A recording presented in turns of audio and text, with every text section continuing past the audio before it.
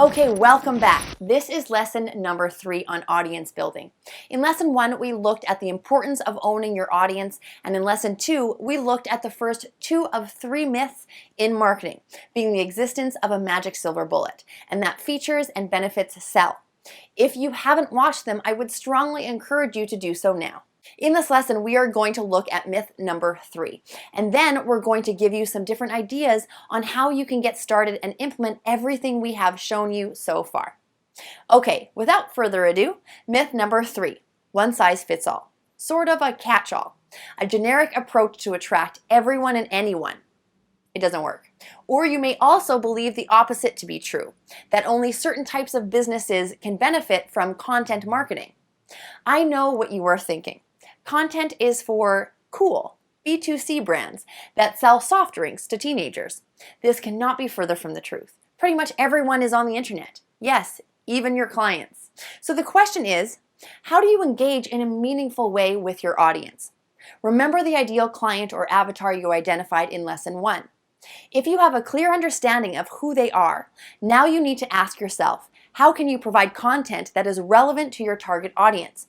How can you inspire them, educate them, inform them, entertain them? We'll cover this in more detail in the upcoming lessons on brand, but the most successful brands are the most relevant brands. A quick look at the world's most recognized brands bolsters the notion that the most successful companies are also often the most relevant.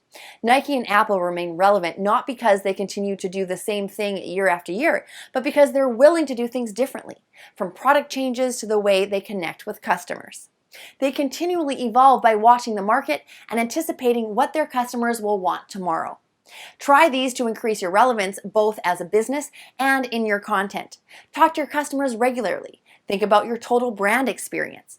Go out on a limb and try new things. And finally, put the customer first. So let's recap.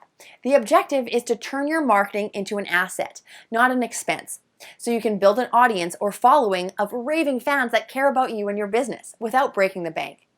Now, there are thousands of places to engage your customers and millions of ways to do it.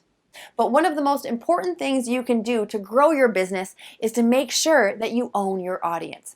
Don't let someone else dictate what happens to your business.